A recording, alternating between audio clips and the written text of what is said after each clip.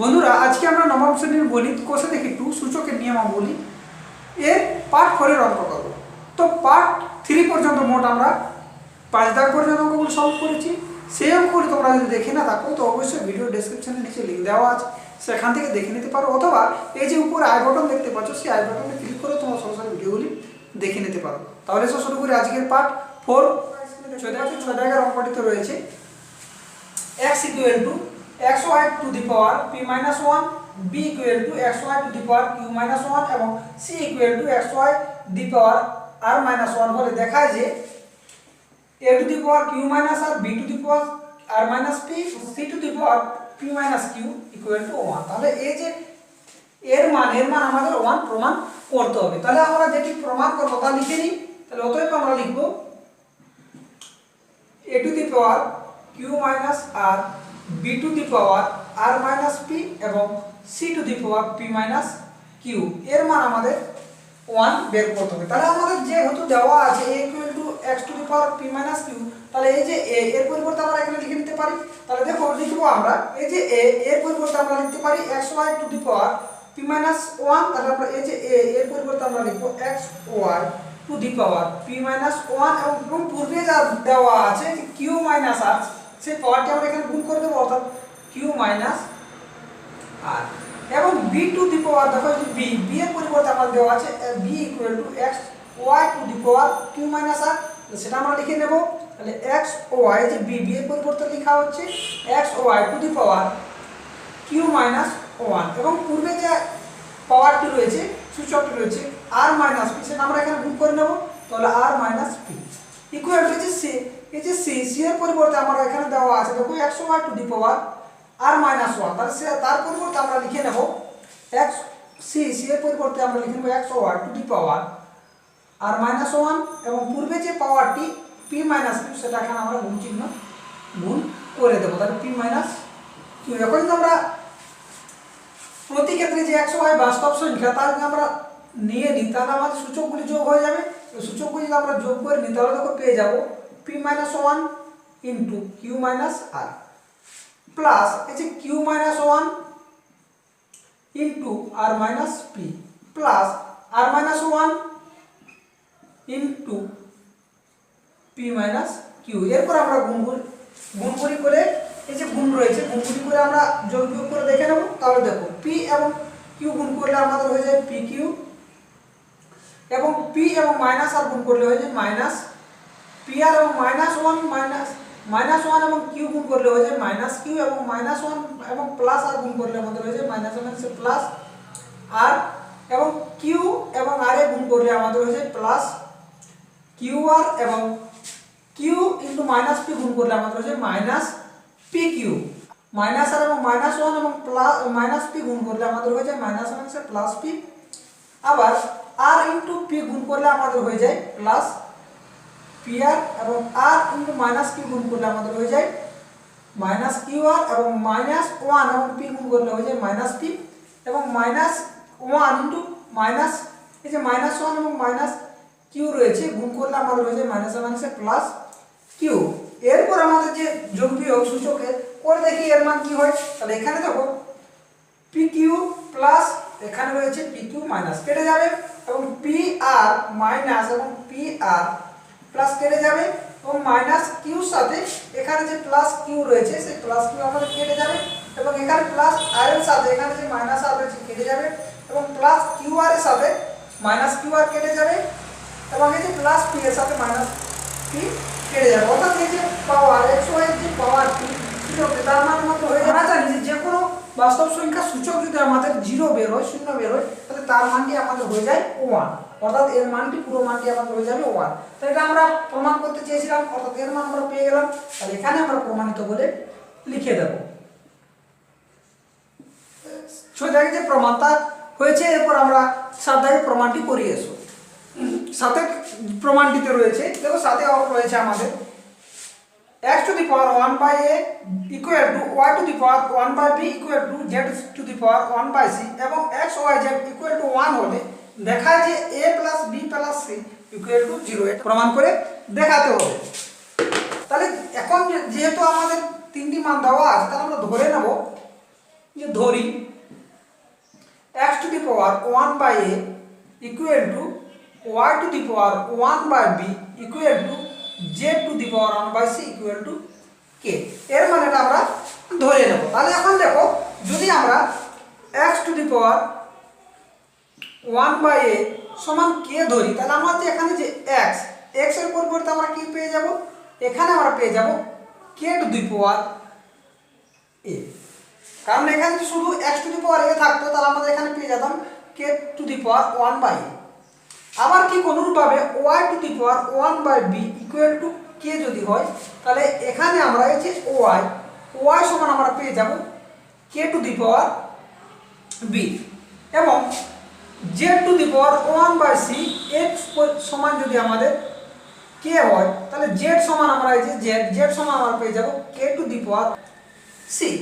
এখন আমাদের দেওয়া আছে এই যে এখন দেওয়া আছে x ও y z ইকুয়াল টু 1। তাহলে এখানে যে মানগুলি আমরা পেয়েছি সেই মানগুলি বসিয়ে দেবো। তাহলে দেখো x এর পরিবর্তে আমাদের রয়েছে k to the power a ও y এর পরিবর্তে রয়েছে দেখো k to the power b, তাহলে k to the power b into z অর্থাৎ z এর মান আমাদের পেয়েছি k to the power c equal to 1। এখন দেখো এই যে বাস্তব সংখ্যায় কি রয়েছে অর্থাৎ বিধানে কি রয়েছে, এখন যদি আমরা সূচকগুলি যোগ করে নিই তাহলে আমরা কি পেয়ে যাব a plus b plus c equal two যে 1 রয়েছে। তো আমরা জানি যে কোনো সংখ্যা যদি আমরা পাওয়ার বা সূচকটি 0 করি তার মান 1 হয়ে যায়। তাহলে এখানে যেহেতু আমাদের 1 অলরেডি রয়েছে, আমরা করব কি এখানে k টু দি পাওয়ার 0 করিয়ে দেবো, অর্থাৎ এই যে k এর সূচকটি আমরা 0 করে দেবো, অর্থাৎ 1 এর পরিবর্তে আমাদের 1 হয়, তাহলে 1 এর পরিবর্তে আমরা লিখতে পারি। তাহলে এখানে আমাদের দেখো কি হয়ে যাবে যে k গুলো কেটে যাবে, তাহলে আমরা এখানে পেয়ে যাব দেখো a plus b plus c equal two পেয়ে যাব 0। তাহলে এটাই আমাদের প্রমাণ করতে চেয়েছিলাম আমরা, তাহলে এখানে আমরা লিখে দেবো প্রমাণিত। তাহলে আমাদের 7 দাগের অঙ্ক শেষ। এরপরে দেখো 8 দাগের অঙ্ক। দাগের যে অঙ্কটি রয়েছে a two the power x equal to y equal two c to the power z এবং a b c সমান 1 হলে আমাদের প্রমাণ করে দেখাতে হবে যে xy plus yz plus zx এর মান আমাদের 0 হবে। তাহলে এসো আমরা অঙ্কটি করি। তো যেহেতু আমাদের এগুলির মান দেওয়া আছে তাহলে এর মানটি আমরা কি ধরে নিই, সর্বপ্রথম তাহলে ধরি a two the power x equal two b to the power y equal two c to the power z equal to k। তাহলে এখন যদি আমাদের a two the power x equal to k হয়, তাহলে এখানে আমরা লিখতে পারি এই যে a ইকুয়ালটা আমরা পেয়ে যাব k to the power 1 by x। ঠিক অনুরূপভাবে b to the power y equal to k যদি হয়, তাহলে আমরা এখানে যে b ইকুয়াল টু পেয়ে যাব k to the power 1 by y। ঠিক অনুরূপভাবে আমরা পেয়ে যাব দেখো c to the power z equal to k যদি হয়, যেহেতু আমরা k ধরে নিয়েছি, তাহলে আমরা এখানে c ইকুয়াল টু দেখো পেয়ে যাব k to the power 1 by z। তাহলে এখন আমাদের দেওয়া আছে যে a plus a b c equal to 1। তাহলে এখন আমরা লিখতে পারি এখন a b c equal to 1। তাহলে এরপর যে আমরা মানগুলি পেয়েছি মানগুলি বসিয়ে দেবো। তাহলে দেখো এর পরিবর্তে আমাদের রয়েছে k to the power 1 by x into এই যে b এর পরিবর্তে আমরা কি লিখতে পারি k to the power 1 by y। তাহলে k to the power 1 by y into এই যে c এর পরিবর্তে আমরা লিখতে পারি k to the power 1 by z equal to. এখন যদি আমরা এগুলিকে k যেহেতু বাস্তব সংখ্যা তাহলে সূচকগুলি যদি আমরা যোগ করে নিই তাহলে আমরা পেয়ে যাব k to the power 1 by x plus 1 by y plus 1 by z equal to এই যে 1 এর পরিবর্তে আমরা সরাসরি এখানে কি করতে পারি k টু দি পাওয়ার 0। তাহলে k গুলি কেটে গেলে আমরা দেখো পেয়ে যাচ্ছি 1 by x plus 1 by y plus 1 by z equal to 0। তাহলে এখন যদি এগুলিকে আমরা ভগ্নাংশের যোগ বিয়োগ করে নিই তাহলে দেখো পেয়ে যাব x y z আমাদের লসাগু হয়ে যাবে। তাহলে x যদি x y z কে ভাগ করা হয় তাহলে আমাদের এখানে পড়ে থাকবে y z 1 দ্বারা গুণ করলে তাই থাকে, আবার y দ্বারা x y z কে ভাগ করলে আমাদের হয়ে যায় x z এবং z দ্বারা যদি আমরা x y z কে ভাগ করি তাহলে z কেটে গিয়ে আমাদের হয়ে যাবে x y। এখন যদি এগুলিকে আমরা সাজিয়ে লিখি তাহলে দেখো পেয়ে যাব x y plus y z plus z x equal to হচ্ছে 0 দ্বারা যদি এক্স ওয়াই জেডকে গুণ করি তাহলে আমরা 0 পেয়ে যাব, অর্থাৎ আমাদের যা প্রমাণ করতে চেয়েছিলাম তা প্রমাণিত হয়ে গেল। তাহলে এখানে আমরা প্রমাণিত বলে সেটা লিখে দেব। তাহলে আমাদের যে 8 দাগের অঙ্ক প্রমাণ হয়ে গেল। এসো এরপর আমরা 9 দাগের অঙ্ক করি। রয়েছে সমাধান করি। তাহলে 9 এর 1 দাগে যে অঙ্কটি রয়েছে তা রয়েছে 49 to the power x equal to x to the power 3 হলে এখানে আমাদের x এর যে মান, x এর মান কত হবে তা আমাদের নির্ণয় করতে হবে। তাহলে এসব করি। তো দেখো আমাদের রয়েছে 49, এর পরিবর্তে আমরা কি লিখতে পারি 7 তার হোল স্কয়ার ইনটু এই যে x, x টি এখানে আমাদের গুণ হয়ে যাবে, অর্থাৎ 49 এর 49 এর পরিবর্তে 7 স্কয়ার এবং x কে গুণ হয়ে আমাদের হয়ে গেল 2x ইকুয়াল টু আমরা করতে পারি 7 টু দি পাওয়ার 3। তাহলে দুদিকে আমাদের যে 7 গুলি রয়েছে 7 গুলি কেটে যাবে। তাহলে আমরা পেয়ে যাব 2x ইকুয়াল টু পেয়ে যাব 3 বা x ইকুয়াল টু আমরা পেয়ে যাব 3/2 ইকুয়াল টু আমরা পেয়ে যাব 1.5। তাহলে আমাদের x এর 9 এর যে 1 দাগের অঙ্কটা হয়ে গেল। এরপর এসো দেখো 9 এর 2 দাগের যে অঙ্কটি রয়েছে, 9 এর 2 দাগের অঙ্কটি তো রয়েছে to the power x plus 2 plus two the power x minus 1 equal two 9। তাহলে এখানে আমাদের যে x এর মান বের করতে হবে। তো এখন দেখো এখানে আমরা ভেঙে নিতে পারি কিরূপ, এই যে x to the power x plus 2 একে আমরা এভাবে লিখতে পারি x to the power x into to the power 2, কারণ সূচকগুলো যোগ করলে আমাদের তাই হয়ে যায়। এখানে প্লাস, এখানে আমরা করে নিতে পারি এই যে two the power x minus 1 আছে না, একে আমরা লিখে নিতে পারি two the power x into to the power minus 1 equal two 9। এখন দেখো এই যে প্লাস রয়েছে, দুটিকে আমাদের টু দি পাওয়ার x রয়েছে, তাহলে এই দুটো থেকে একটি আমরা কমন নিয়ে নেব। তাহলে কমন যদি আমরা নিয়ে নিই তাহলে আমাদের two the power x common গেল। তাহলে এখানে আমাদের পড়ে থাকে টু দি পাওয়ার 2 অর্থাৎ 2 তার হোল স্কয়ার প্লাস এখানে আমাদের পড়ে থাকে টু দি পাওয়ার মাইনাস 1। তাহলে এখানে আমরা সরাসরি লিখতে পারি 1/2 ইকুয়াল টু 9 বা two the power x equal two যদি আমরা ভগ্নাংশে যোগ করি তাহলে আমাদের 4 হয়ে যায় এবং এটা আমাদের হয়ে যায় 1/2 ইকুয়াল টু 9 বা 2x একে যদি আমরা ভগ্নাংশে যোগ করে নিই তাহলে আমাদের এখানে লসাগু হয়ে যাবে 2 এবং 4 2 হয়ে যাবে 8 প্লাস 1 ইকুয়াল টু 9 বা 2x এখানে যে আমাদের যদি এই যে এর মান 9/2 যোগ করলে হয়ে যায়, সেকে যদি আমরা ডান পাশে নিয়ে আসি তাহলে আমাদের ভাগ হয়ে বদল হয়ে যাবে, অর্থাৎ হয়ে যাবে 9 ইনটু 2 আমাদের উপরে চলে যাবে অর্থাৎ 2/9। তাহলে 9 গুলো আমাদের কেটে যাবে, তাহলে আমাদের হয়ে যায় টু দি